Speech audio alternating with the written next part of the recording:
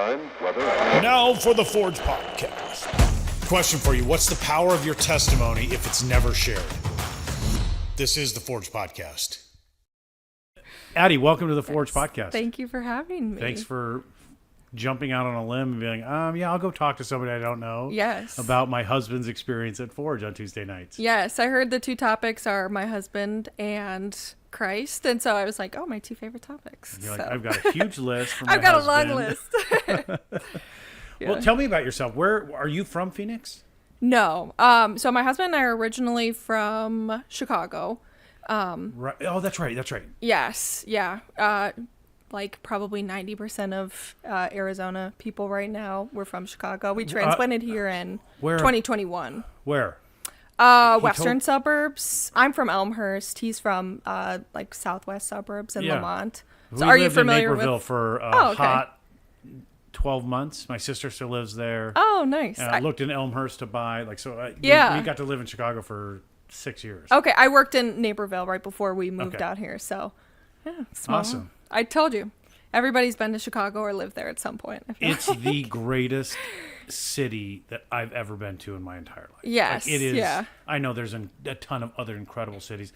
The walkability is incredible. It feels like a massive city, but you can walk north to south. Really, I mean, in a pleasant afternoon. The transportation is awesome. Yes. The food's incredible. The skyline's incredible. It's like for about 6 weeks out of the year. The rest of the year, you're inside quite a bit. Winter's. Yeah. Well, cool. So let's talk.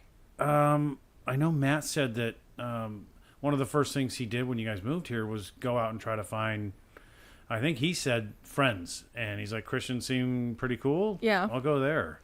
Yeah. Yeah, Matt was actually, funny enough, when we first started dating, we were 18. So we've been together now 10 years or so. And I grew up a Christian, and Matt had a Catholic background, but wasn't, I would say, and he would say so himself, maybe not, practicing or didn't know, really have a personal relationship with Christ. Right. And so it did surprise me when we moved out here, and he was really, I think, looking for that, Christian community. We moved out here right after COVID. And so, if you know anything. What was that? Why did, because I didn't ask him when he was on the podcast, but I found that peculiar because he said, well, Christians seem like pretty good people. Yeah. And he said, I'm really just looking for friends and good people. Was that your influence? Like your faith and your upbringing and something that you might have exposed him to that he's like, oh, you know what? I'll go seek out Christians for friends. What's your take on that? Obviously it was the Lord's hand and everything. Sure. Matt will say that it was. I had a personal relationship with Christ since, high school. And so when we started dating early in college, I think I had a influence over him in that way. Right. And I remember, early in dating, I knew that I wanted to marry him and I wanted to be with him. And so I really prayed that the Lord would find him. And so, I prayed that prayer for many years and I knew that he would, because I knew that understanding of God was there, right, and that knowledge of God was there. And so, I think it was the Lord's hand through me as a vessel, but ultimately, in God's timing. Course. How cool is that? Were there two or three things that you can remember along that prayer journey that you're like, you could see, okay, wait, something's a little, he's drawing a little closer, or he's a little more curious? Was there anything like that, or was... I would say the time that comes to mind specifically, and I don't know if Matt shared this, but I think he's shared this with me, that this was a pivotal moment in his journey with Christ, was we were probably 19 at the time. We were sitting in my parents' kitchen, and he had made some comment as to, I don't know how we were talking about this, but it was something about Hitler, and he said, well, surely... like Hitler's in hell right now. And I think I had just kind of probed his comment and the way that he said Right. that of like, how do you know that? Yeah. You know, how do you know where, you know, someone is or their personal relationship with Christ? Obviously, you know, there are, you know, we don't know that for sure. And so I was kind of just probing him of like, why do you feel like you know that? And he's like, well, Hitler's, you know, a bad person. I said, but is that like ultimately, you know, what brings someone to hell? And that was kind of a turning point moment. I could kind of see the gears turning in his head of like, and I think I had shared maybe a passage in scripture with him of like, and, you know, I think that was just kind of a moment for him that he had started thinking a little bit differently about his relationship with Christ. Again, he had more of a Catholic upbringing, Right. and so I think a little bit more of a ritualistic understanding of maybe a vengeful God from his Right. perspective is what he shared. So Huh, that's cool. I just yeah. randomly, I just read a book, listened to a book on Hitler, Oh yeah. The Rise and Fall of Adolf Hitler. Oh, I've I was heard, intrigued. Yeah. I'm like, who? Yeah. I want to know a little bit more than what I learned as a child and Yeah. what is spouted off in the news. But I don't know where we were going with that conversation, but it definitely took a turn. It got pretty serious, but you know, ultimately, what, you and Matt, your conversation about Hitler? well, yeah, I don't know why we were talking about Hitler, and I don't know how it turned. Hey, the how are way the it mashed did, potatoes? but They're good. What do you guys think of Hitler? Yeah. What? Well, You never know. yeah, a little more gravy too. Well, you know, his childhood was interesting. Yeah. Yep. That's usually how our conversations go. So. And then you guys moved here after COVID, Yes. 2021. Yeah. Yep. What was that like?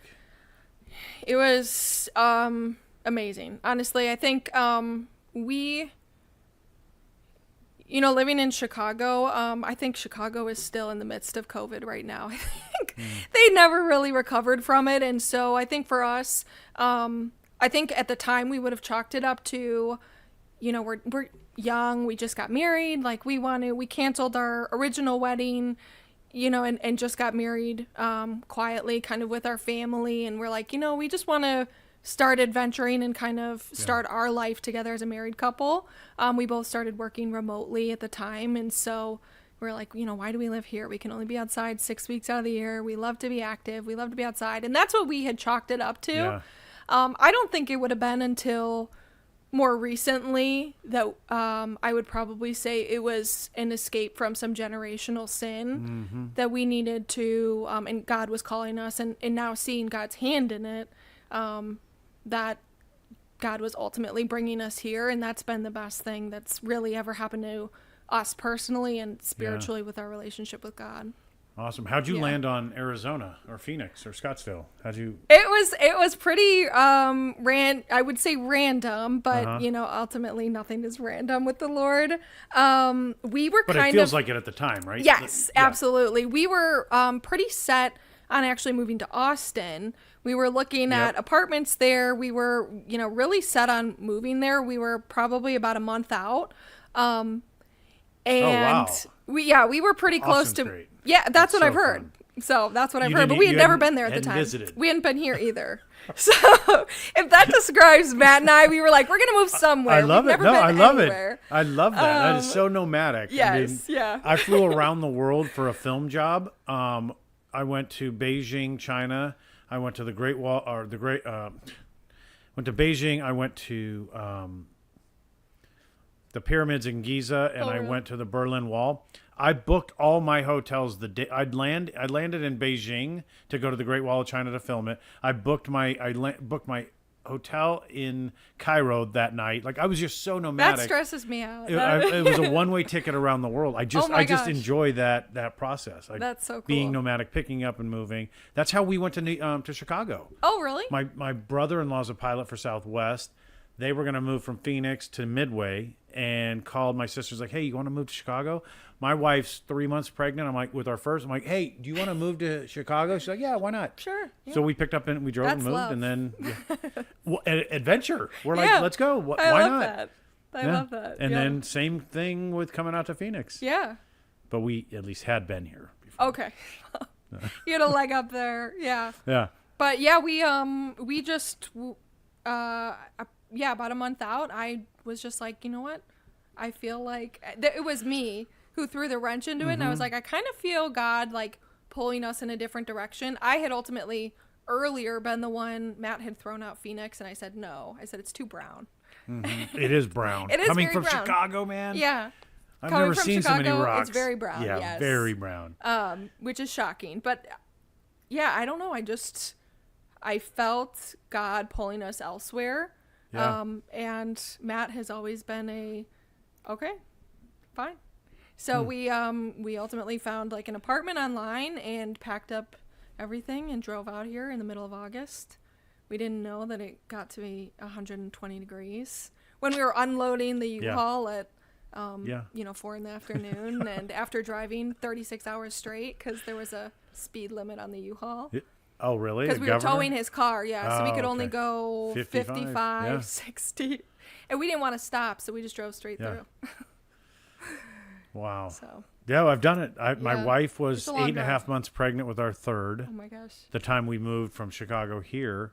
I had the U-Haul with the dog in the front seat, and she had 2 kids and a baby in her stomach. Oh, my gosh. We didn't go like straight through. We took 4 days just to kind of drive 8 hours and stop and just relax. But for the sake of your marriage. I'm sensing a theme, though. Every time your wife is pregnant, there's a...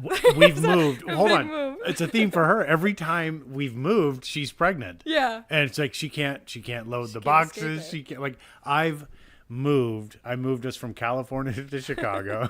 I moved us from Naperville to downtown Chicago, and then I moved us from Chicago to Phoenix. Like You loading can't move the boxes. again. You're stuck No, here now. we're gonna we're okay. We're here gonna for a stay bit. here. Yeah. Yep, 100%. All right, so funny. let's get to the topic at hand, which is the wives of Forge. I think getting the perspective of the wife, who's kind of the keeper of the home, who knows the husband as well, if not better than the husband knows himself. Your perspective on what impact Forge has had on you, on him, on the family, on kids. And then ultimately, we won't know this because we won't be around, but you talked about leaving generational sin. That's what the Lord does in the restoration process, is we break those chains of restoration. We break the chains of generational patterns, generational sin that will ultimately affect our kids, our grandkids, our great-grandkids that we won't meet, or maybe we will, great-great-grandkids. So what was it like? Let's go back to the beginning. What was it like when he said, hey, I found this church. I want to reach out and find some friends, and I'm going to go. Go back to the beginning. Yeah, I think to start, it was very surprising. As I mentioned, up until that point, I had, again, Matt was a Christian at this point in our marriage and was a believer. But I think a lot of the time we were doing it separately. So we both had our relationships with Christ, but there wasn't... he came to the Lord before coming out here? He did, yes. Okay. Well, I guess even... Sorry, I say that like Catholics aren't Christians, but... He found a relationship with Christ, yes. But, we Sorry, weren't... Matt. He's going to see this. At the time, again, in Chicago, things were closed, and I would say we fell back in our walk because, things were closed, and we used that as an excuse. Sure. Well, we'll watch church online. Right. We couldn't really build a community, and so...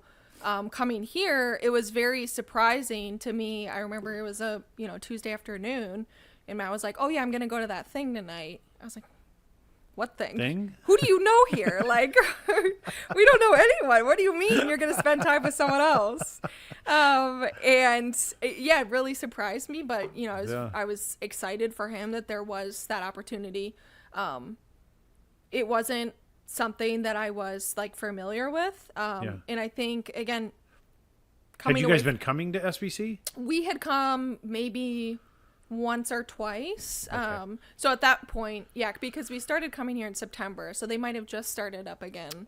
Because I think if I remember correctly, Matt said that he had just run into, like, the Forge must have had a booth. Yes. If you'd only come one or two times, it must have had a booth that one or two times that he ran into Jason Belcher. Yes. And invited him. Is that correct? I think that is correct. Yeah, because we had come, first time in on Labor Day weekend. Okay. And I think there was a booth at the welcome tent. We had talked to someone at the welcome tent, and then I think Jason was there either that week or the next week. Yeah.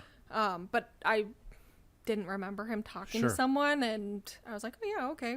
So are we committing to this church, or like, are we gonna try out some different ones? And I just remember him coming home, and I could just see this air about him that was different. It was just so filled with joy in a way that I had never seen on Matt before. He had never grown up, I think, with a Christian circle, and never been surrounded by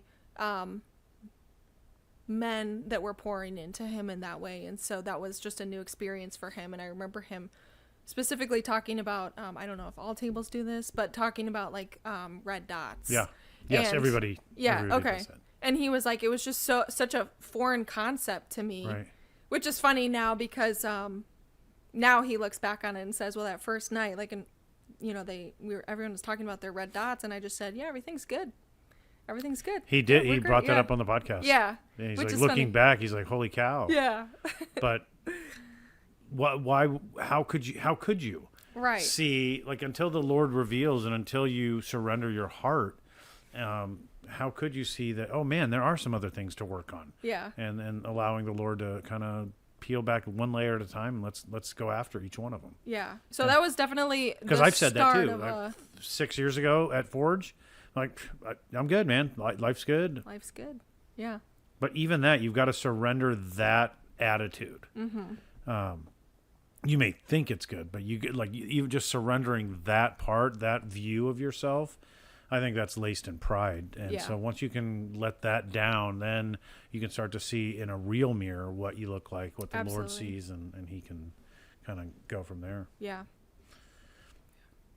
Sorry, I interrupted your awesome story. Oh, no. I think that was just about it. You know, he came home and there was just this change about him, and he wanted to go back, and he was excited already for the next week. And it was just a different kind of relationship. You know, we never had really Christian friends back home. And so it was different. What did he say? Like, what was he saying after the first week? Or do you remember? I don't remember specifically, Yeah. but I do know that he just did. I think it was confusing, walking in different circles, back in Chicago, and then coming here and having these genuine conversations with strangers and people Right. you don't know, and people that really have no tie to you. They have Right. really no reason to Sorry, somebody didn't silence their phone. but they really have no reason to Yeah. care from his perspective, how he is and how he's doing, and have these deep conversations. And I think he wanted to know more, Right. and it was just I think the start of a very beautiful journey, that again, you don't know what you're missing until you realize. That reminds me, the podcast that just dropped this week is Jacob Gilchrist. And I was just scrolling through his episode, and there's a moment where he's working. Sorry, this may take longer than I had anticipated, but where he's working is at a car wash, and they go to some company party, and he kind of is mad because he gets duped into it being a little bit of a way for this company to kind of preach the gospel to him. He's so mad, but he ended up filling out a card that says, yeah, you can. He doesn't know why he filled it out, but it says, yeah, if you want to talk, call me later, you can reach out to me and whatever. He's like, I have no clue why I said yes, because I was so angry that I showed up to this and then they're talking about Jesus. But he went to, with the president of the company, he went to dinner, and he said for 2.5 hours, the guy just sat there and just asked me, Jacob, how Jacob is doing in life. He's like, I've never been asked that before. Yeah. I've never had somebody care enough to ask who I am, how I am, and what makes me me. He's like, it was the most impactful thing. And that's never left me. It's funny that you bring that up, because we don't know we want that. We don't know we need that until it's in front of us, until like Matt experienced that night one. You're like, Mark Ganurk, another guy on the podcast, he's like, until he experienced that, being vulnerable, did he understand the world that opened up to him with other men. Yeah. And that's exactly it, is that, I think until a few years later, I would say, more recently, that's been revealed to us of that generational sin and why, God led us here in the first place, and having that physical distance. It's been a challenging walk that we've both gone through. Yeah. I think understanding our childhood, both of our childhood separately, but our childhood trauma, and unpacking that and understanding what that generational sin is, so that we can do differently for our children, our future children. Breaking the chains that bind. Absolutely. I mean, injustices that are done to us, man, that's a big one, because somebody harms us, and whether it's verbally, physically, whatever it is, it's something that is done to us that we didn't ask for, and then how we react to that lays the groundwork for the sin to grow, and then that creates strongholds, and that creates actions and bitterness and all. So to go after that, incredible. Yeah. What can I ask? What prompted you guys? Like, what helped you guys recognize that stuff? Was that just coming to church? Was that what brought those about? Because I love the talk of strongholds. I love going after the deep stuff in our lives that we've either hidden behind, or are such patterns in our life that we think that's our normal, who we are, when that's not how the Lord created us. And so, like, let's get after the heart of it. Let's go back to your original design, how God created you to be, and let's get it. All that stuff's just standing in the way. So I'm curious, because it just is something that I love. Yeah, I think there's a few things. I would say the Forge has honestly made just such an impact on Matt's life, and subsequently my life as well, in ways that I didn't know that it could. I didn't know that just being a witness to how it's impacting him would impact myself as well. There was he was going through the Timothy program as well, and there was I don't remember how, but there was a podcast that he had listened to, and it was a psychologist that was talking about the effects of childhood trauma on children, and therefore adults, into their adult life, and how that affects them. And he watched it and was really almost disturbed by it, in a sense that it had awakened something in his own life, and understanding generational sin with alcoholism in his family, and how that had affected him today in small ways of, why am I carrying this anger? Why am I holding this resentment? Things like that, in ways that seem unrelated, but are very much related. And so he had me watch the podcast as well. And similarly in my own life, recognizing, I think, sin patterns from my childhood, and things that had affected me as well. And again, kind of revealing to both of us why I think we were trying to escape something when we moved here, and we moved away from every single person we knew, and we just wanted to be alone and start our own family. And we thought that was just because we were adventurous, but I think really we wanted to break those strongholds, and we wanted to start anew. And ultimately that was obviously the Lord's hand in it, and bringing Matt to the Forge, and giving him these relationships and men that were mentoring into him. And then again, changing me as well, and changing the trajectory of our family, and our daughter, and Lord willing, future generations as well. So what's it been like the past 4 years? How has Matt going to the Forge, kind of being obedient and disciplined in doing so. How has that impacted? Let's go with your marriage first.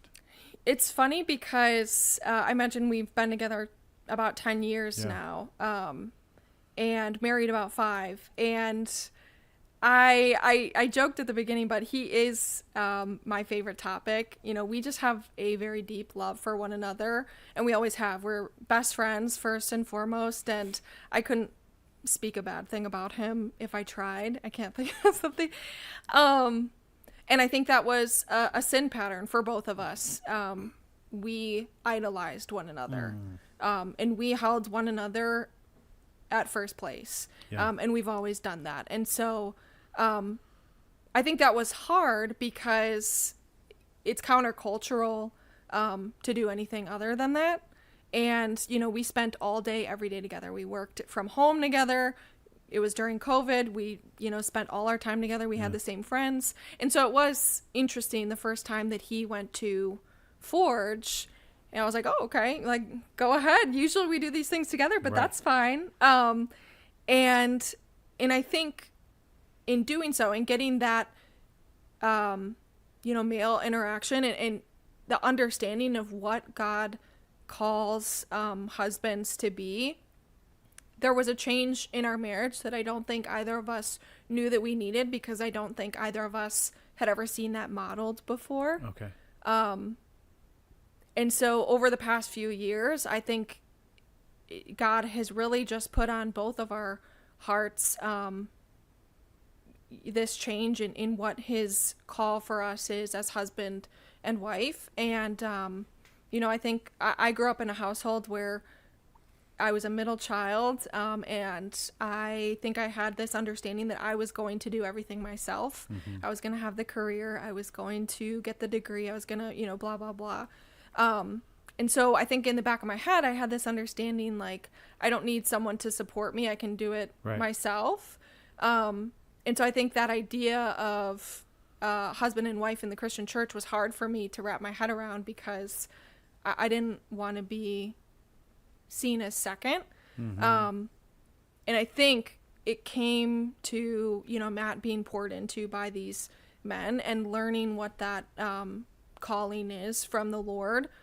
Him putting me in second place to the Lord has just been the best thing that's ever happened to our marriage.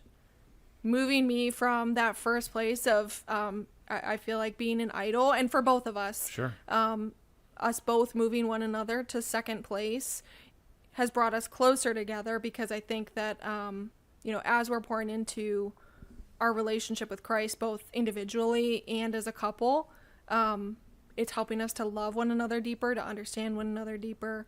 And ultimately, you know, we're not in the back of our head understanding that, you know, we're sinful and we're going to let one another down. And if we're being idolized, at some point, just waiting for the other shoe to drop of, I'm going to let you down.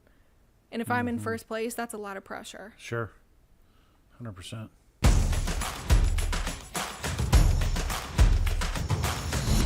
Thank you for listening to the Forge Podcast.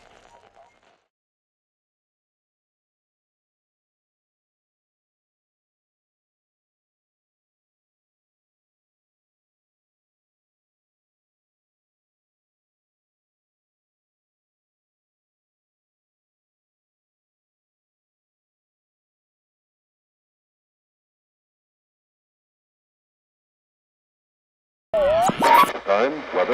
Now for the Forge Podcast. Question for you. What's the power of your testimony if it's never shared? This is the Forge Podcast. All right. Welcome, part 2 of the podcast. Thanks for sticking around. So in the break, I had an interesting thought, and I wanted to get your take on it. Most people, because of pride, we are our own idol. Like, we'll talk about God later, and where, you know, he's supposed to be first, and you reference that, where you're so stoked that Matt has put God above you because you guys used to be each other's idols. It got me wondering your thoughts on, most of us put ourselves, pride, I'm more important than my spouse, and it's tough to, like, humble myself and go serve my wife and lift her up. That's a lot of people that I've come across and am in relations with men, and then in some marriage classes. But I was curious, you said you and Matt were each other's idols. And so the question I guess I'm stumbling with is, were you guys each other's idols? Did you guys place each other as idols even above your own pride, your own self-worth or value? Does that make sense? Yes, it does. And it's funny that you asked that, because we were actually just talking about this 2 days ago. Yes, really? Yes, we were. And this is an well, ongoing... that's what we do here at the Forge Podcast. We are just light years ahead. Did Matt call you and tell you? Yeah, trend setting. We just have the pulse on the community. But yeah, that is something that we have struggled with in our marriage, is that we do idolize one another above ourselves as well, to the point where it's hard at times to serve each other, because, and I know this is going to sound, countercultural again, and I'm not trying. Well, the church is countercultural, right? That's what we've signed up for. Yeah, it's been it's something that we struggle with, because I think it's a product of our childhood, both separately, but we try so hard to serve one another that sometimes we don't know how we feel personally. And so, yeah, thinking about, we do joke a lot that we're probably the most polite couple, because I'll be like, oh, thank you so much for doing the dishwasher. No, thank you for making dinner. And so we do joke about that, but it is a truth that, sometimes we don't know what we want, because we want to serve the other person so much. And so I think that's been an interesting walk in our faith, is this your faith and my faith, or is this our faith? Because, when we're walking together, we want to make sure that we're not necessarily, that we're walking hand in hand, but that we're not leaning on one another for our relationship with Christ, which I think, again, going back, is maybe where we had started. Sure. And as a product of, I think, SBC and the Forge, and just the way that we've gotten plugged in and involved and poured into, our marriage has flourished in that way of like having an understanding of our own walk with the Lord separately. Yeah, the picture. I do have a pen.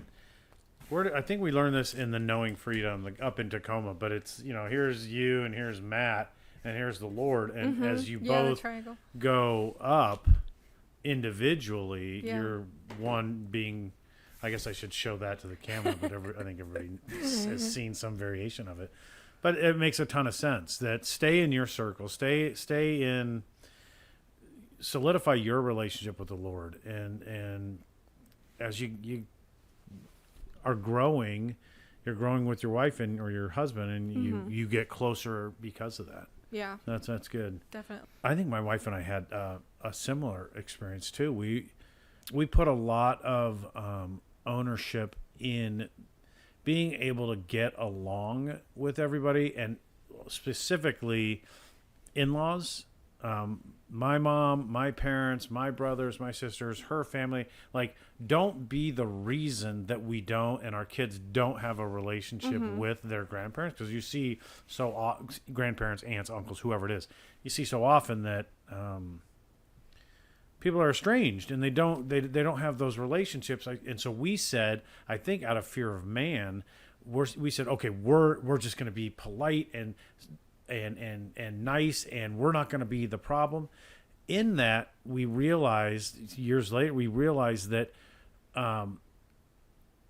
insignificance had come in, that our voice, our opinion, our truth doesn't matter as much as it does to keep the peace with grandma or the other grandma, or because we want everybody to get along, that we lost a little bit of ourselves and our own identity, because we were so worried about making sure everybody, we weren't the problem. And we had to really work through that. Yeah, I know that. That's the middle child syndrome. Yeah, I'm a middle boy. We have an There you go, older yeah. sister, but 3 boys. Yes. Middle boy. Yeah.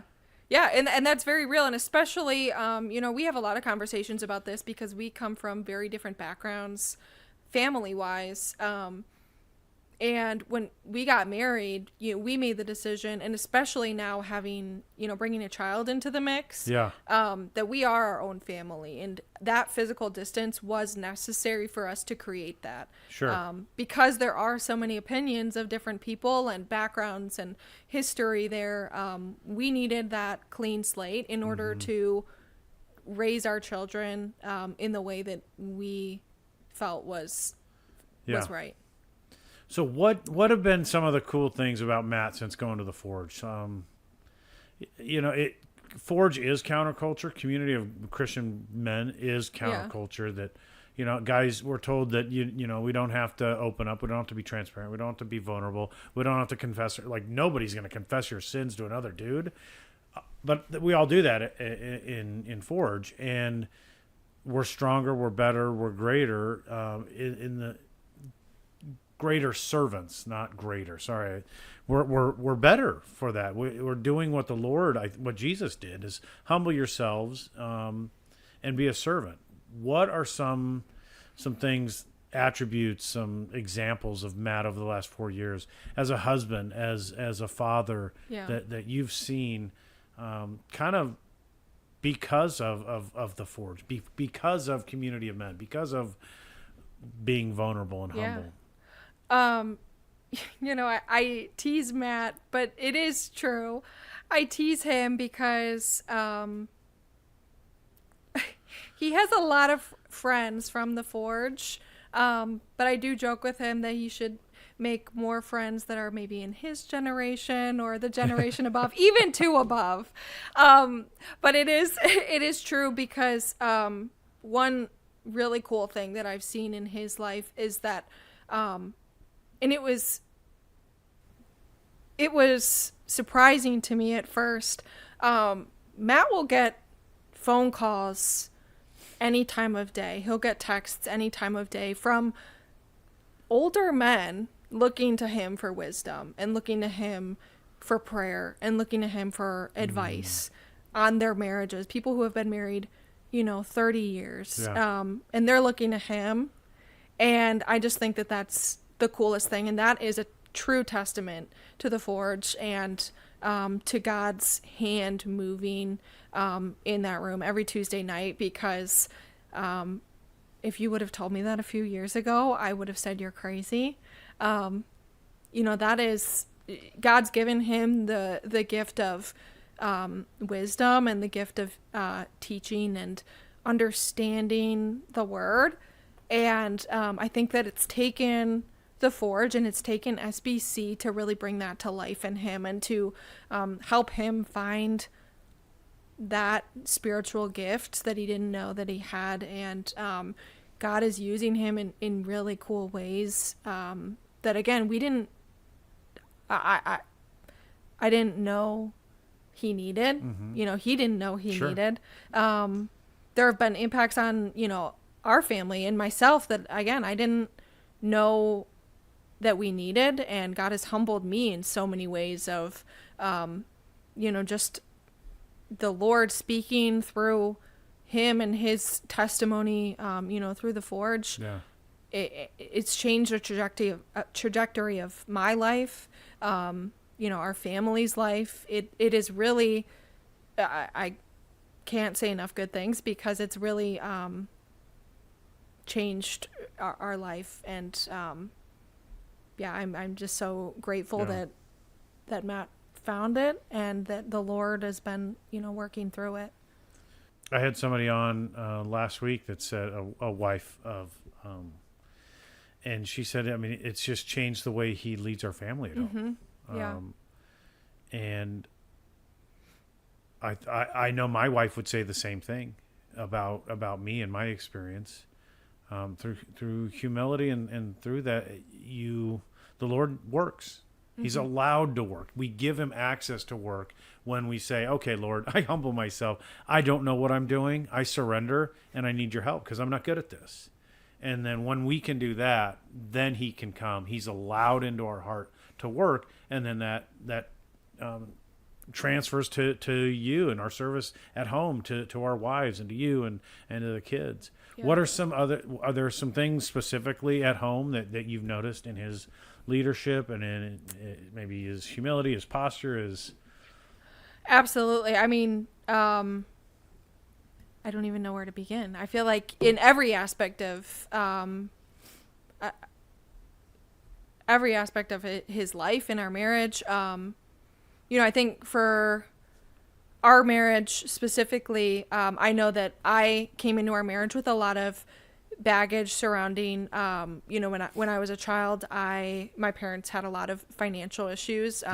At one point they lost their home. I couldn't go to college. I kind of became a second mom at the age of 10, to my siblings. And so, I came with a lot of insecurity in that sense of like physical well-being, that I needed, the security of a home. I needed the security, and I was chasing after those things. And I think it really brought the Lord speaking into Matt in that leader of the household way that, again, I didn't know that I needed to make me feel secure and safe, in ways outside of, physical well-being, and outside of, just financially and having a roof over our head. But it really is that I have that security, knowing that I'm provided for spiritually and emotionally. Right. And, he leads our household in a way that, when we do have disagreements, that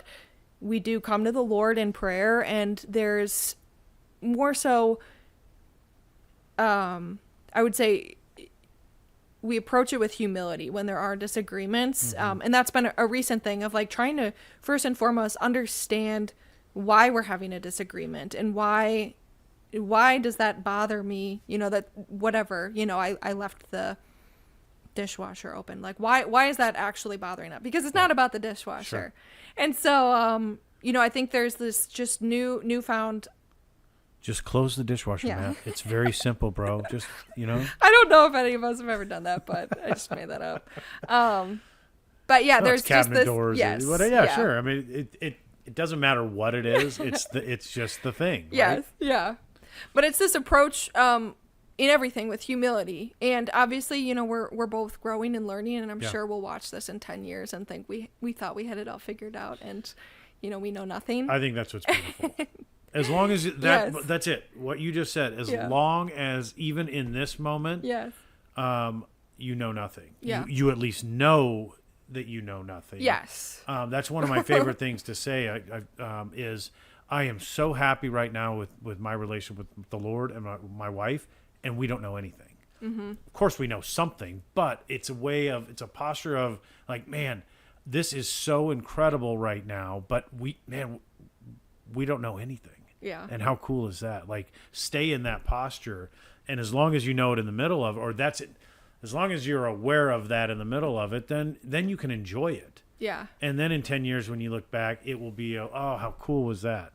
Oh my gosh, look at what we did learn. We had to go through that in order to get here. Yeah. Because if we didn't go and wrestle with that, we never would have, or it would have taken us longer to get here. Exactly. And we talk about this all the time. We say that in order to know that in order to know... We're doing a lot of knowing and unknowing. I know. And not knowing anything. I have to get my thoughts straight. I'm like, in order to... Take your time. I'm trying to think, what did we always say? We say that...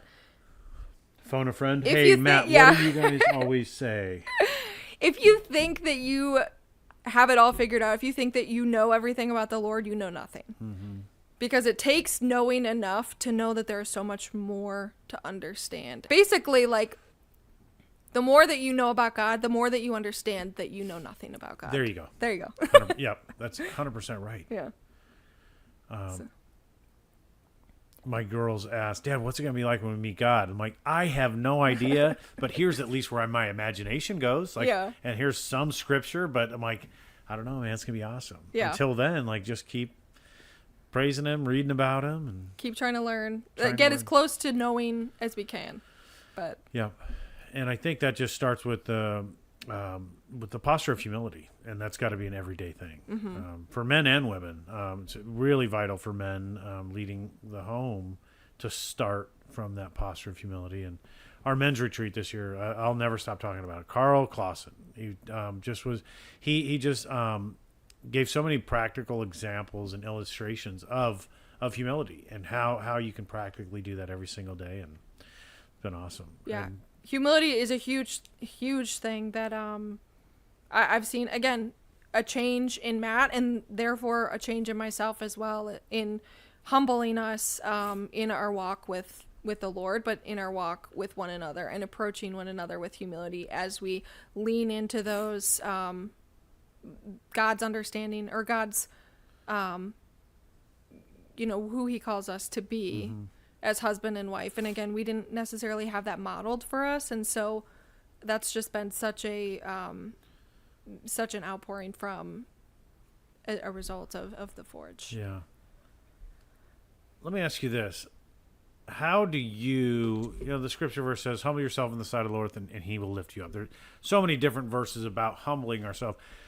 There was last year, I had written it down in my journal at Forge about, I jotted that down. I'm like, humble myself. I'm like, wait, how do I humble myself? And so I started asking people questions like, how do you humble yourself before the Lord?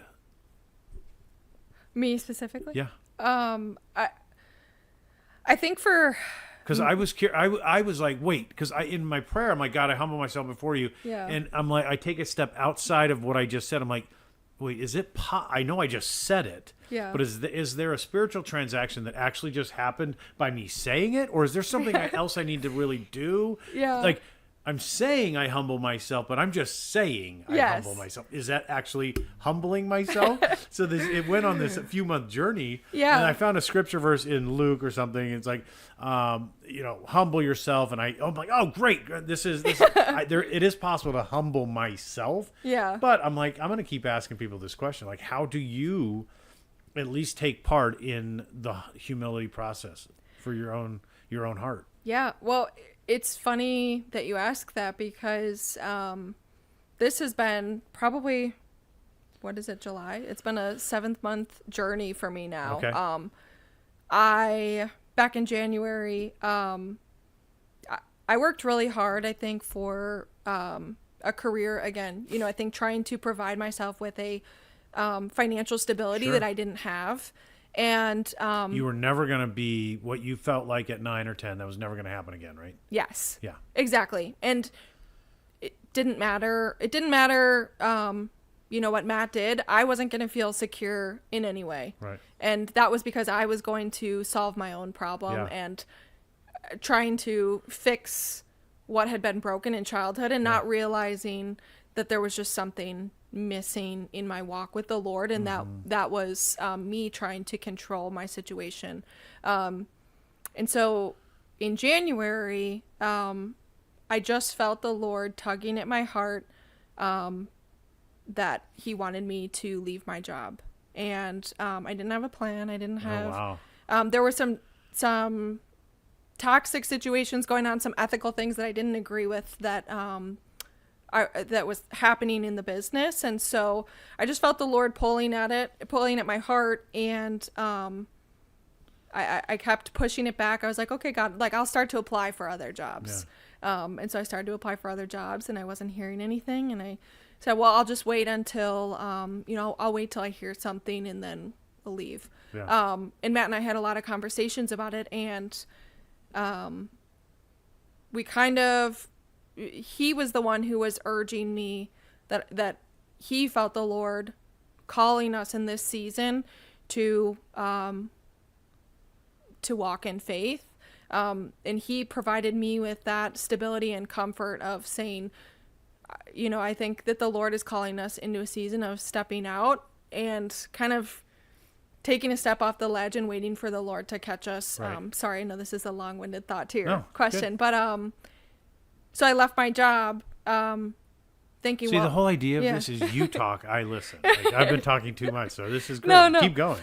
But left my job, but and thinking, wow, I'm so humble. I'm such a humble servant because I'm leaving my job, and this is where I found my security. So God, here you go. I'm humble. Little did I know, over the past 7 months, God has continued to strip me down in ways that I had no idea I needed humbling. And continuously, time after time, I think, okay, that's the last thing. Right. God is pulling away relationships. He's pulling away, job offers, pulling away whatever it is. Right. And just feeling continuously humbled and beat down, and thinking every time that I'm humbling myself. And it's taken now several months, and there's been, I think, a breakthrough in the past maybe month or two, recognizing that, like, God's calling me to just let go. And I don't know what the next season is. And that's been hard for me because I found my identity. I found my security in creating, that life for myself. Yes. And this has been the past 2 months or so where Matt and I have just been having, like, I've never had such good conversations with him. We take walks every morning, and there have been so many walks that have been, tears of joy and tears of, like, unpacking what's really deeply rooted in both of our lives and understanding one another better. And I just feel like, the Lord has called both of us into this season of humility and trust. And Matt has just been an overwhelming support. And I've, ironically, in a season of insecurity in, what the Lord has next for me, never felt more secure. I've never felt more secure because Matt has really stepped up as the leader of our household over the past few years, and immensely in the past 6 months in, what does the Lord say about this? How are we diving into his word together as a couple? Yeah. How are we doing it individually? How is my walk with the Lord, checking in on me, investing in himself, in the forge, and in Timothy, and seeing that in his life has prompted me, therefore also to, I think, dive deeper into, I want what he has, I want what he has in our family as well. And how are we modeling that for our daughter? And again, hopefully, future children and future generations as well. So, that's a long-winded thought to humbling. Well, it's fresh. It's you're in it. It's incredible. I mean, you're in it. Yes. And you haven't had a year to sit back and be like, okay, here's exactly what I think on this. You're in it. Yeah. So ask me in a few months. I'm sure the Lord will be teaching me. Well, I love James 1 when it talks about consider it pure joy when you go through the trials. Mm-hmm. My take on that is he went through trials already, saw how difficult it was, got at the other side of it, could look back and say, oh my gosh, look at what I learned during it. So instead of waiting until the end, I'm going to tell people that have joy in the middle of the process, celebrate and do what you and Matt are doing, and ask the Lord what's going on in the middle of the season, this moment, the month, the 7 months.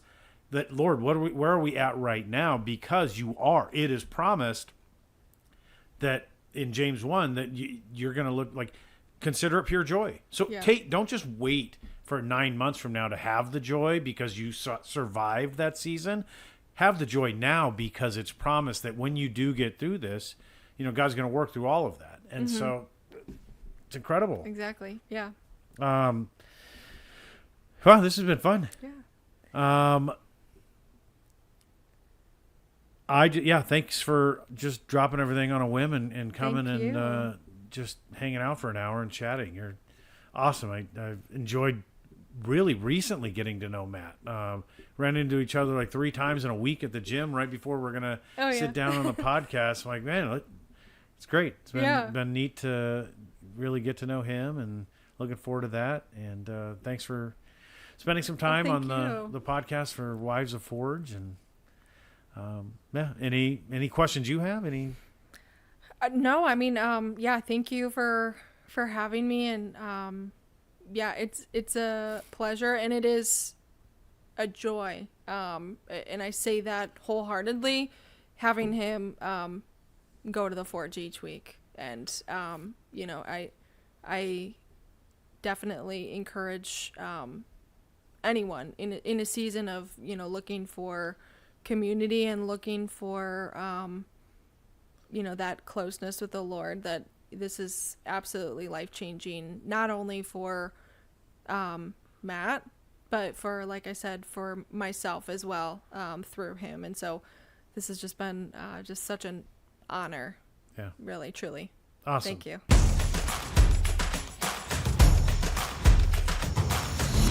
Thank you for listening to the Forge Podcast.